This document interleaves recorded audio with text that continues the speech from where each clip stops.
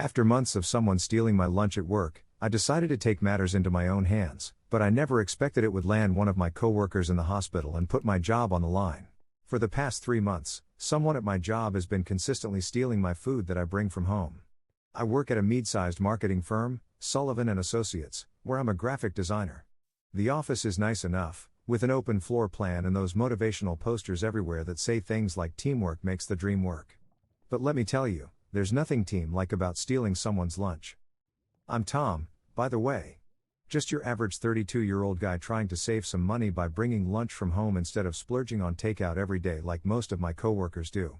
Our office is in one of those commercial areas where you're surrounded by temptation, McDonald's across the street, a 7-Eleven on the corner, and about 5 different food trucks that park outside during lunch hour. The smells alone are enough to make your wallet cry. In the first month of what I now call the Great Food Theft Mystery, I noticed someone had been gradually taking some of my food. It started small, like a game of edible Jenga where pieces just disappeared. One day, I brought in 3 slices of homemade pizza, my mom's recipe, mind you, with the perfect ratio of sauce to cheese, and when lunchtime rolled around, only 2 slices remained. Another time, I brought in my favorite soup, a hearty chicken noodle that I'd spent Sunday afternoon perfecting. By lunch, about 20% of it was mysteriously gone, like some soup phantom had helped themselves to a taste test. The final straw in that first month was when my entire bag of Cheetos vanished. Not just any Cheetos, the flamin' hot ones that I specifically save for those afternoon slumps when you need a spicy kick to get through the rest of the workday. I mean, who does that? It's not like we're in elementary school where snack stealing is a time-honored tradition. I decided to take the high road and handle this like an adult. I created a little sign, nothing fancy, just a post-it note with "Please don't touch" written in my best attempt at friendly but firm handwriting. I even added a smiley face to soften the blow. I attached it to my lunch bag, thinking surely this would solve the problem. After all, we're all adults here, right? The office itself is pretty standard. We've got the break room with the usual suspects, a refrigerator covered in old takeout menus and baby shower announcements, a microwave that's probably older than some of our interns, and a coffee maker that makes a sound like a dying car engine every time someone uses it. The fridge is where we all keep our lunches, lined up like soldiers waiting for their moment in the microwave spotlight. My coworkers are a mixed bunch. There's Sarah, the account manager who's always talking about her latest juice cleanse while eyeing everyone else's food enviously. Mike from IT who brings in these elaborate bento boxes his wife makes him. Jenny, the receptionist who seems to survive solely on diet soda and those sad desk salads. And then there's Lisa, our resident foodie who's always trying to organize potlucks and birthday celebrations, any excuse to gather around food. Our supervisor, Karen, yes, really, is the type who likes to think of herself as a cool boss. She has an open door policy but somehow manages to be completely useless when it comes to actual problems.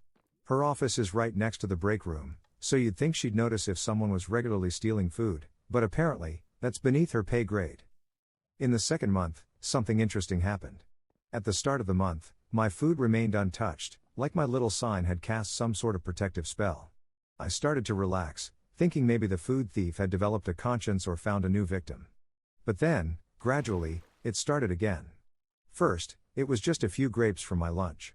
Then half a sandwich disappeared. By the end of the month, we were back to the usual game of guess what's missing from Tom's lunch today.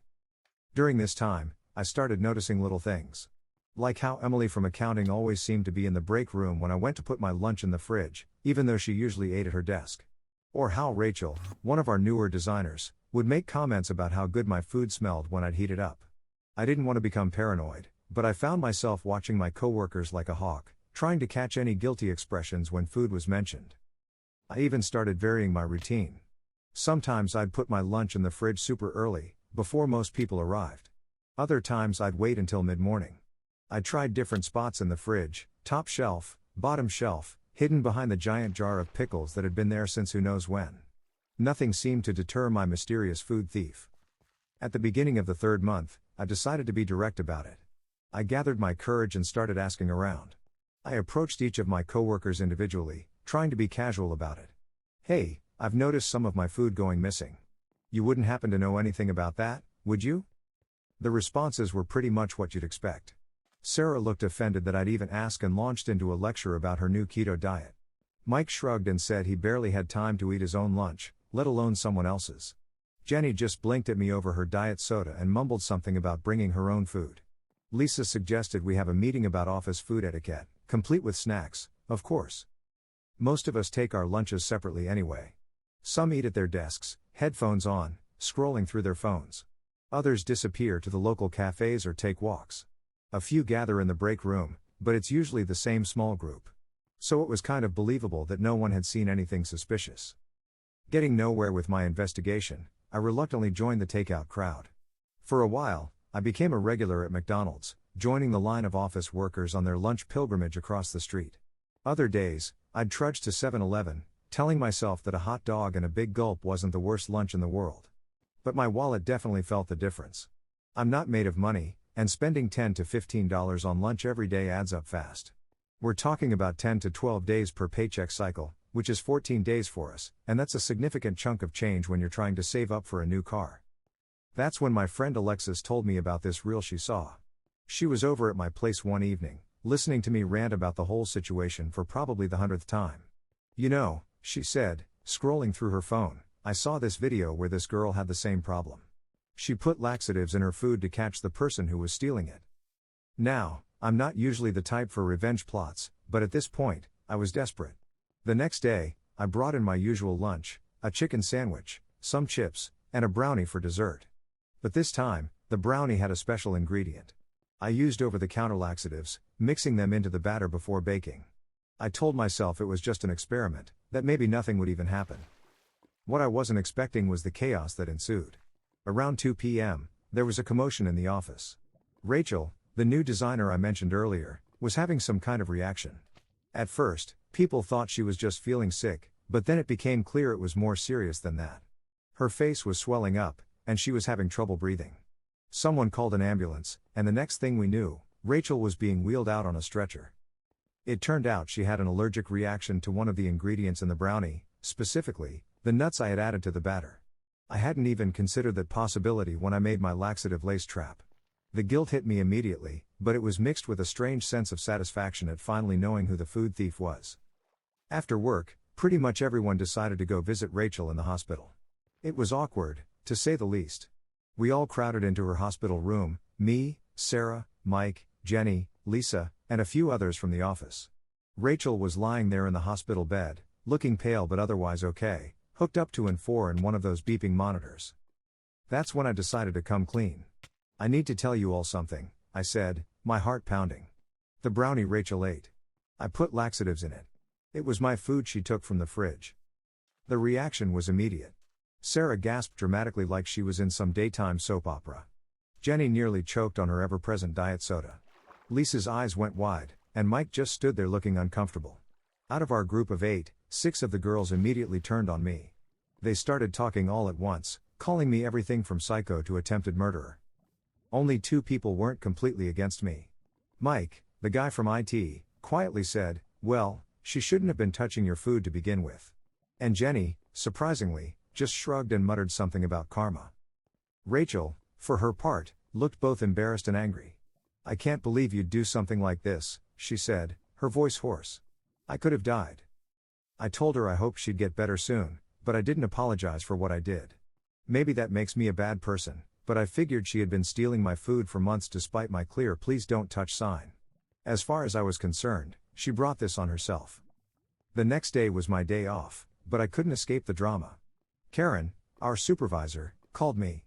This was the same Karen who, when I had complained about my food being stolen after the first month, had told me she couldn't help because she wasn't our mom. Now suddenly she was all about workplace harmony.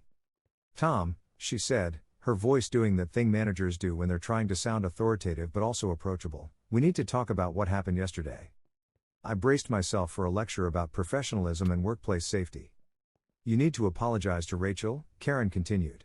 Until you do, I can't allow you to come back to work. I was stunned. What about Rachel stealing my food for months? Doesn't she need to apologize too? There was a pause, and I could practically hear Karen's exasperated eye roll through the phone. That's different. And honestly, Tom, we can't prove she was the one taking your food all those times. She ate my laxative brownie. I protested. How much more proof do you need? Look, Karen said, her patience clearly wearing thin, this isn't a negotiation. Apologize to Rachel, or don't come back to work. It's that simple. After she hung up, I sat there fuming. I knew what she wasn't saying: if I refused to apologize and didn't show up for work, eventually I'd be fired for attendance issues. It was a neat little trap, wrapped up in HR-approved language.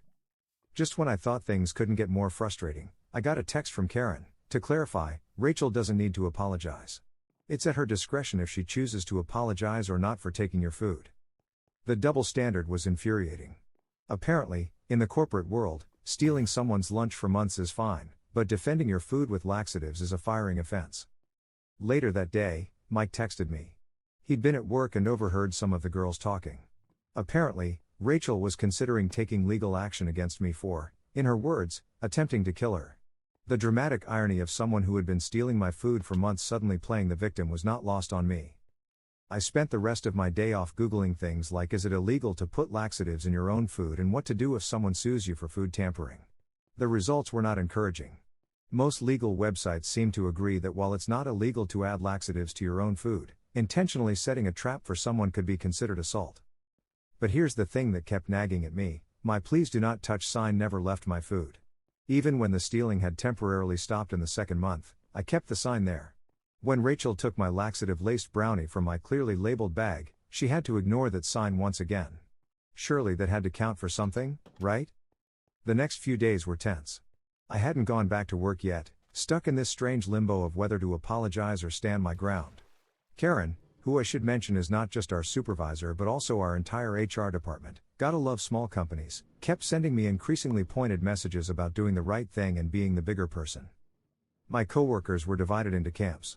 Most of the women were firmly on Team Rachel, sharing social media posts about food tampering and workplace safety. Mike and Jenny remained quietly neutral, occasionally texting me updates about the office atmosphere. Lisa, ever the peacemaker, tried to suggest a conflict resolution lunch where we could all talk it out, apparently missing the irony that this whole thing started because of food. Rachel, meanwhile, had returned to work with an air of martyrdom about her. According to Mike, she'd taken to bringing her own mini-fridge to keep at her desk, a not-so-subtle statement about not feeling safe using the communal refrigerator anymore.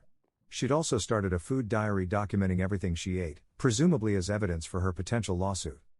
The whole situation had spiraled far beyond a simple case of lunch theft. It had become a full-blown office drama, complete with sides being taken, alliances being formed, and enough passive-aggressive post-it notes on the break room fridge to wallpaper a small room. Some of my coworkers had even started bringing in extra food just in case anyone needs it, a pointed commentary on my apparent selfishness in not wanting to share my lunch. As the days passed, the pressure to apologize grew. Karen started ceasing her messages to the company owner, a man I'd met exactly twice who seemed to exist mainly in the form of all-staff emails about parking regulations and proper coffee maker usage. The implication was clear: this had escalated beyond a simple supervisor-employee dispute. I found myself missing the simplicity of just having my lunch stolen. At least then, I only had to worry about what food would be missing each day. Now, I was facing potential unemployment, legal action, and the judgment of coworkers who seemed to have forgotten that this all started because someone couldn't keep their hands off other people's food. The irony wasn't lost on me that in trying to stop someone from taking my lunch, I'd ended up unable to go to work at all. I was saving money on lunch, sure, but only because I wasn't at work to eat it. It seemed that in the corporate world, the punishment for defending your sandwich was far greater than the crime of stealing it. As I sat at home, contemplating whether my principles were worth my job, I couldn't help but wonder, when did bringing your lunch to work become such a complicated ethical dilemma? And more importantly, why was I the one being asked to apologize when all I'd done was try to protect what was rightfully mine? The security camera footage from the break room, which Karen had initially claimed didn't exist when I was trying to catch the food thief, suddenly became available when Rachel threatened legal action. Convenient timing, if you ask me. The footage showed Rachel clearly taking my brownie, complete with its "please don't touch" sign clearly visible. But somehow, I was still the bad guy in this situation. I've started looking for new jobs. Quietly, of course. Because apparently, in today's job market, left previous position due to laxative-related incident isn't the best thing to put on your resume. But I'm not apologizing. Call it stubbornness, call it pride, call it an unwillingness to admit that maybe, just maybe, there were better ways to handle the situation. But I stand by my actions. So here I am, an accidental food vigilante, caught in a web of office politics, potential legal action, and the age-old question of lunch etiquette. All because someone couldn't resist a brownie that wasn't theirs. If there's a lesson in all of this, I'm not sure what it is. Maybe it's that you should always label your food. Maybe it's that revenge is a dish best served without laxatives. Or maybe it's simply that in the complex ecosystem of office life, lunch is never just lunch. As for Rachel, I hear she's become something of an advocate for food safety in the workplace. Last I heard, she was trying to get Karen to implement a new policy about labeling all food items with full ingredient lists. Because apparently, the real victim here is the person who had an allergic reaction to the food they stole. Sometimes I wonder what would have happened if I just kept buying my lunch from McDonald's. Sure, my wallet would be lighter and my cholesterol probably higher, but at least I'd still have a job. But then I remember the principle of the thing, and I know I'd do it all over again. Well, maybe with less dramatic consequences. The situation finally came to a head when the company owner, Mr. Sullivan, finally decided to get directly involved.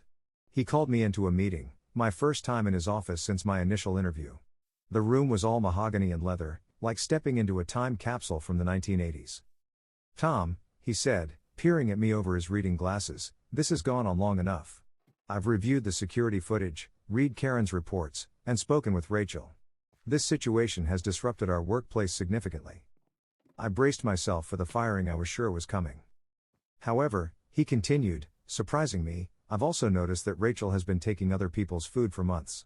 The cameras don't lie." It turned out that Mr. Sullivan had been quietly reviewing weeks of security footage. Rachel hadn't just been taking my food, she'd been helping herself to everyone's lunches. She was just more careful about taking small amounts from different people so no one person would notice too much missing. In the end, Mr. Sullivan made a decision that seemed to satisfy no one completely, which probably meant it was fair. Rachel and I were both given written warnings, her for theft, me for the laxative incident. Karen was reassigned to a different department, and a proper HR professional was hired to handle these kinds of situations in the future. The company implemented a new break room with individual lockers for food storage, complete with combination locks. They also started providing free lunch once a week. I guess Mr. Sullivan figured fed employees are less likely to steal from each other. Rachel eventually apologized, though it was clearly grudging and prompted by the new HR manager. I gave an equally grudging apology for the laxative incident. We still don't speak much, but at least now when I bring lunch to work, I know it'll still be there when I'm ready to eat it. As for me, I learned that sometimes the price of being right is higher than the cost of a stolen lunch. But I also learned that if you stand your ground long enough, sometimes things work out, even if not in the way you expected. These days, when new employees join the company, they're told two things: where to find the employee handbook, and never, ever touch someone else's food in the break room. Some say it's become something of an office legend, the Great Lunch War of 2024. But that's a story for another day. For now, I'm just happy to enjoy my lunch in peace. And yes, I still make those brownies, but now, they're just regular brownies. Although, I have to admit, sometimes when Rachel eyes them during office parties, I can't help but smile a little. Some lessons, it seems, stick with you longer than others.